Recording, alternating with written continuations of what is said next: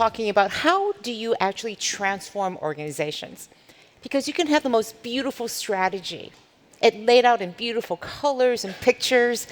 People understood it. You've just gotten off the stage. But now then, the hard work begins. How do you get people to change? Because in the end, if you come off the stage and there's a round of applause around that, but they haven't fundamentally changed in beliefs that they do, change their behaviors, then all of that is for naught. So what I'm going to be talking about today is how do you create a disruption mindset? It's the title of my upcoming book. And one of the things that I found in my research was how do you actually create disruption? We have been hearing about disruption for decades now, and we have so many examples of how people have not done it. We have Blockbuster, we have Radio Shack, Kodak, it goes on and on. But where are the positive examples? And in my research and in my work now for 20 years as an analyst, the one thing that I have figured out that it's almost never about the technology. And I say this knowing that I'm at a conference talking about all the great technologies, right? But it's not about the technologies that makes disruption so hard. It's actually something very different. It's the relationships. Because the technologies come and go. I guarantee you when you come back here next year for the next Global Summit, we'll still be talking about great new technologies. But it's how we apply them. And in particular, the reason why disruption feels so awful is that it changes these relationships.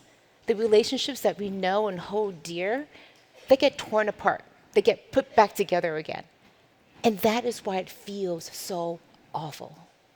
When you don't know where you stand in relationship to your organization and leaders, to your customers, to your partners, to your suppliers, then you can't move forward.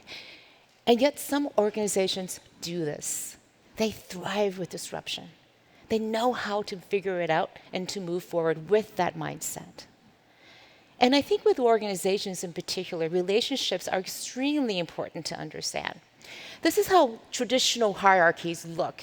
This is how relationships typically look inside a relationship, inside an organization. So you have people at the top and they go down, information flows up, decisions go down. And yet, this is how real work gets done. It's chaotic. Does this look like some of your organizations?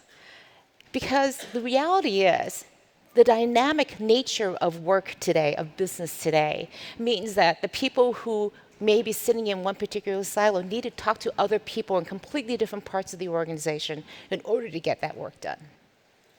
So how do we actually move forward from this? If our traditional organizational charts and processes no longer hold true, how do we have order and yet innovation? How do we have order and disruption? And the interesting thing I found is that these disruptive organizations, the ones who move fast and break things and succeed beyond all belief, are actually very, very ordered. I'll call it organized chaos. And one of the things they do is they cycle back and forth between being in a constant state and then also constantly changing. So they're not changing all the time, but the times when they change are very quick, and then they come back to a new status quo. And then they move forward again, and then come back. So they're not doing big things all the time. They're doing lots of things really, really quickly. So does this scenario sound good? Sound familiar? We have an innovation. We want to get together. We have the meeting. And then when do we get together again the next time to actually work on this? Is it based on the calendar? We meet next week? The next day? Or do you base it on how much work needs to get done? We'll get back together again in the next hour or two. These disruptive organizations do things differently. They work in a different frame of mind. And what I want to talk about today is who are you going to be? When you stand up from this seat and go on to the rest of the summit, when you go back to your organizations, are you going to be a disruptor? Not an innovator, but a disruptor. Somebody who's going to understand that in order to move forward, it's going to be hard. It's going to be painful. Sacrifices are going to have to be made, but it's going to be worth it. And making that case successfully is the job of the disruptor, to not just break things, but to create that exponential growth and change that results in positivity. There are so many changes in the world. We need more effective disruptors who can create that change and make it come real. So I'm going to talk about a couple things today. Very quickly, talk about how do you create a disruption strategy? How does leadership look different? And then very importantly, what kind of culture do you need to create to execute that strategy? So let's talk about strategy. What I found in my research is that the strategies for disruptive organizations is incredibly simple. They do one thing and one thing really, really well. They focus on the future customer, not the customer of today. They do very well in serving them, but the organization, everything that they do is focused on that future customer. Who is that customer going to be? Let's try to figure it out. We may not have the perfect picture of who that person is, but we're going to strive very, very hard to find them. And it's only when you focus on that future customer that you're able to make the sacrifices today. And that's the key thing. Because otherwise, why would you move out of your comfort zone? Why would you move off of the status quo and pursue something that's unknown, unseeable, uncomfortable? Only because you believe that the future is better than here. Only because you believe that the future is absolutely necessary for you to pursue that exponential growth. And the further out into the future you can see, the more disruptive you can be. So let me give you an example of one company who does this. Well, I just realized, if you think about who the greatest hockey player ever, Wayne Gretzky, what did he always do so well? He skated to where the puck is going to be. And when you think about that skill, that's not innate in every hockey player. It's something that you can have and you can develop inside your organization, though. So the organization I want to talk about is Adobe. And when they decided to move out of packaged software for a creative suite, they knew that going into the cloud, their revenues and income were going to go down. So one of the biggest objections I hear from organizations is, well, I know I need to prepare for the future, but my shareholders would never accept it. And this is exactly what Adobe did. And they knew that going from this packaged software to the cloud, that their revenues and income were going to go down. In fact, they would tank because revenue recognition would no longer be upfront, but spread out over 24 months. So imagine you're the CFO. You figured this out with the executive team, and now you're going in front of Wall Street. And you're going to say to them, I've got great news for you. I have a brand new business model, and it's going to kill our financials. Who wants that job? So let me show you what happened here. This is their revenues, kind of stayed about the same. So they were kind of replacing it, putting it back and forth. But look at the income. When you see income do this, going up and then completely tanking, what do you expect the stock price to do? Let's take a look at the stock price. It went up. The more the income went down, the more the stock price went up. You will not see this ever again, I think, in some ways. This is impossible. How did Adobe pull this off? Now, as an analyst following this at the time, every quarter they would come back and say, we're going to hit this number, it's going to get worse, and prepare yourselves. And then next quarter, they would hit those downgraded numbers. And the stock market rewarded them because they could understand this is exactly what you expected. You see no more revenues coming in up front, but all these people are signing up for the cloud. The strategy is working. And they got rewarded by the stock price going up and up and up. And this is what they look like now, today. Their stock price has appreciated 10x over the past 7 years. That's an incredible amount of change, an incredible amount of growth for them and for their customers. The experience now you have with Creative Cloud is so much better than you could have ever had. And the reason why Adobe was able to do this, because I guarantee you, no customer was saying, I really want to have Photoshop in the cloud. That's really what I want. Customers adamantly said, I do not want this. And yet when they began using it, experimenting with it, seeing that they could get updates in real time, it was wonderful. New people could come in and use it. You only pay $10 a month for Photoshop now.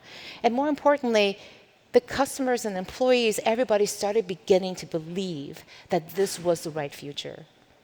Adobe had an idea of what that future experience would be like and stuck to their guns. The executive team never blinked. against all the obstacles that they faced, and there were many. So how do you actually figure out who your future customer is going to be? I'm going to give you 5 quick ways to do this. First of all, do you have your customers in your dashboards? And I mean like in the dashboards that you look at every single day. And most importantly, are they in the upper left-hand corner, the first place that you look? I was speaking to one CEO, and I said, what's on your dashboard? He goes, it's kind of embarrassing, but it's inventory turns. How do inventory turns prepare you for the future? Make sure you have your customers in your dashboards. The second thing is spark some curiosity about who these future customers are. I love the idea of using empathy maps. Figure out your customers, how do they think? How do they feel? What do they say? What do they do? Not the demographics or the roles or title. Describe who they are and how they feel about the future. When you begin to understand them, then other people in the organization can also begin to understand them. Have a customer advisory board. And not just have an advisory board of your best customers, have an advisory board of your most demanding customers. Maybe even customers that you've lost to competitors. Because you want these people to tell you the uncomfortable truths about what the future really looks like. And then have some customer-obsessed people working with those advisory board members. These are the people in your organization who can't stop saying, you know, we really should be doing something different for our customers. You can think of them as squeaky wheels. You can think of them as the ones who are constantly bellyaching about how we need to do things differently, but listen to them. They're naturally inclined to say, we need to think about our customers. We need to do better for them, bring them together. And then finally, make sure you're doing this all based on research and not on hearsay. I find organizations tend to default to what I call HIPPO, the highest paid person's opinion in the room. And you got to make sure that HIPPO is aware of when it's coming up and not be sucked into that because it's so dangerous. So make sure you're getting the research to back up who your future customer is. But let's think about leadership for a second, because leadership also is very different inside a disruption strategy. Basically, you need to create a movement. And what I mean by that is people need to have a belief and understanding of who the future customer and that strategy is. Then also, they need to be there and be motivated, inspired to pursue that and go over all the obstacles that will be in the way. I love this picture of Martin Luther King at the March on Washington. Usually we see him silhouetted in the backdrop of the Lincoln Memorial. This is his point of view. He was looking at 1 million people on the Washington Mall. And he realized when he was giving his speech that it just wasn't working. He's kind of shuffling his papers and saying, how do I motivate all these people to jumpstart the civil rights movement? And then somebody off to the side says to him, Martin, tell them about the dream. Tell them about the dream, Martin. And that's when the famous words came out, I have a dream. And he painted a picture of what the future could look like. And that future was so galvanizing. We may not remember all of the words, but we can imagine and remember and imagine that picture. And that is what got people to get out of their seats, to take on the battle of the civil rights movement. And when you're thinking about your disruption movement that you have to create, how are you going to lead this? If you're a leader in this, you have to be creating change and inspiring other people to create that change. If you're a leader and not creating change, then you're not a leader, you're a manager. And we need leaders here. So I'm going to give you a couple ideas about how to do this. Because in the end, how do you lead but not be there? Because a movement is a movement only if it moves without you. So I want to give you one example. T-Mobile is one of my favorite examples for a disruption strategy. Because when they started the uncarrier movement as the number 4 carrier in the United States, they were up against some big people like AT&T and Verizon. And like, what do we do? And they decided that they would become a brand that was for the customer, that they were going to be the customer advocate, because they understood this hidden and untapped narrative that customers were having, which was they felt that all the carriers were aligned against them, that the contracts were inscrutable, that they were locked in, there was no transparency into what was actually being paid for. So they became the uncarrier. And as a result, it really started galvanizing people, got to the core of what they believed was wrong with the system, and they started winning back a lot of customers. But what was interesting is the leadership change, too. John Ledger, the CEO of T-Mobile, became this very energized and knew that he had to create a movement. So I just want to show you one of the ways that he had to transform. So here's a picture of John when he was the CEO of Global Crossing. And when he got to T-Mobile, he realized he had to lead in a different way. You don't create the Un-carrier by looking like this. This is what he looks like today. He completely changed. Gone is the suit, gone is the tie. His entire wardrobe is black and magenta. I don't know how many of you have seen his slow cooker show on Facebook. It is 15 minutes of mayhem in many ways. He's throwing together things into a slow cooker for 5 minutes, and then he's talking about T-Mobile for 5 minutes, and then he's doing crazy dances for 5 more minutes. It's insane. And he has like 5 or 6 million people watching him every Sunday doing this. 5 or 6 million people watching your CEO do crazy things and talking about your product for free is the equivalent of a major cable channel. Invaluable. He has more people following him on Twitter than all of the mobile carriers, all of their systems combined from this one person. And he does this by continually having a dialogue with customers, with employees, saying to them, you matter. You are part of the Un-carrier movement. But together, we are creating a new future. He is constantly driving that message and agenda forward. And he lives this. So in many ways, creating a movement is at the core of what he does. So how do you create a movement? First of all, think about that relationship you want with the people in the movement. Keep it at the very center of everything that you do. John Ledger said, we can't do this a normal way. How do I keep them at the center? And he spends an inordinate amount of time thinking about how to get people into that movement. The second thing that T-Mobile did, I thought was brilliant. They created a manifesto that they used internally, eventually externally. It started by, we believe that the world is aligned against consumers. We believe that people have been getting the short shift of things, and we're going to do different things. We're going to become the Un-carrier. So what is your belief statement? How do you share that and use that as a starting point for your movement? And the final thing is be really consistent. It's not enough to get onto a stage once and say, we're going to start a movement. Great, go forward, goodbye. You have to be constantly there. And the thing that's changed today, we have these tools, digital, social, community, collaboration, to be able to connect with people in ways that we had never imagined just 10 years ago.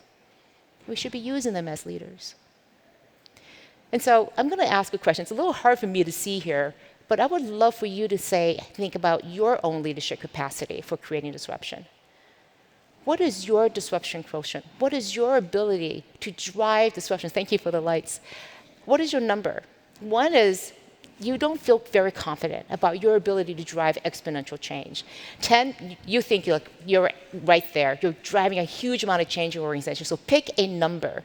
And I'm going to start from 10 and count down. And I would love for you to raise your hand really high with strong pride and confidence of what number you are. So any 10s out there, raise your hands. Couple here. All right. All you 10s, I need to talk to you afterwards. Okay? All right, 9s. Any 9s? Okay, quite a few. A little bit more. 8s. Oh, look at how many 8s there are. All right, great. 7s. All right, lot. 6. All right, 5s. 4, 3, 2, 1. All right. So here's the thing. Now that you know your number, what do you think your organization's number is? What about your team members? Would everybody agree that they're the same number? The reality is the numbers are really different. And I also know that we have a huge diversity of people from organizations and industries and countries. I surveyed 1,000 leaders. And what I found is that some countries do, for whatever reason, have a higher number. Brazilians, I don't know what's in your water, but you are like exponentially higher in your number than every other country I surveyed. Something about the Brazilians. China is up there. Germany is a little bit lower, and the UK and US are kind of around like 5 and 6. I also found a very interesting thing. Women, especially in the US, did not see themselves as disruptive as their male counterparts, holding everything else the same. There's a lot of work to do here because we need more leaders capable of creating disruption. So don't think only about your disruptive capabilities. How are you going to raise the overall disruptive capabilities of all the people, all the potential leaders of your movement inside your organization? I'm going to go into culture very quickly and talk about how do you thrive in a world of flux. Basically, you can read these. There's stuck culture thinking and then flux culture thinking. And which of these statements do you all say inside your organizations on a day-to-day basis? Because culture is just simply this. It's about what you believe and how you behave. If you want to change your culture, then you got to change these two things. What do you believe and how do you actually reflect that in the behavior? And the key thing here in a disruptive organization is that those beliefs need to focus on the future customer. It's not a belief system that's just floating out there. It needs to be anchored in the strategy. Strategy and culture go together hand in hand. And what I found in my research is that there are 3 beliefs that were common across all disruptive organizations. And they were openness. This idea that information flows are very, very clear. They move very quickly and across different parts of the organizations. This is not about breaking silos, but putting windows between silos so that the information could be shared. It's about agency, that people understand that they have the ability to make decisions and to own them. This is not about empowerment, where you're waiting for somebody else to say you're empowered. Comes from within. And disruptive organizations have people with tremendous amounts of agency. And then they are also having a very strong bias for action. They can't stand to sit there in indecision. They may not have the answer, but they're going to take an action so they can figure out and learn and get closer to what the actual answer is. And so how do you actually do this? Well, I'll give you some ideas. And I would say the most important thing is to do an exercise with your team. Go back and take the Post-it notes, typical brainstorming thing, and write down the beliefs that you believe are holding you back from being the disruptive organization that you want to be. Put them on a wall. Group them together into some common beliefs that you all agree you don't want to believe these things anymore, and agree that you will not. Identify the behaviors that are representative of those beliefs, and agree that when you see somebody acting in that way, you call them on it and say to them, we don't believe that anymore. We don't do that anymore. That's in the past. But just as importantly, you have to think about the beliefs that you must adopt to move forward. Same exercise. Take those Post-it notes. Now write down the beliefs and put them on that wall. Your new beliefs. They won't come as easily. We oftentimes thinking that culture is so hard. The reason it's so hard is we know what's wrong, but what's right? How do we define the future we want? And this is where if you anchor it on your customers, on your future customers, how do we believe we want to work in order to serve them, to help them, to identify what those needs are? That will be the foundation for your new beliefs. Put them on that wall, group them together, and say, this is how we're going to believe, this is how we're going to behave and act going forward. That's how you change culture. And I think, just give you a couple examples, quick ones. This is from ING Bank in the Netherlands. And when they decided to go agile, to become faster moving and serve their customers better, they created the Orange Code. And this had to say that this is what we believe, this is how we think we're going to act in the future. They fired everyone, hired everyone back, and some people didn't make it because they didn't believe in this code. But they started with the beliefs as a foundation for their company's future. And this is what OXO, the household maker, tool maker, has in their office. When you walk into their headquarters, you see a wall of gloves. It's to remind people that we make our products for many different types of hands: old hands, young hands, arthritic hands, strong hands. But it's always that customer. And it's a beautiful way of a symbol to remind people who their customer is. And I think more than anything else, I want to just close this out by saying this. The hard part about disruption is that it challenges you to move out of your comfort zone. If you really want to create exponential growth and change, you have to live at the very edge of that, and as often as possible, moving out of it. But the only way you and your organization can do this is if people feel secure and safe.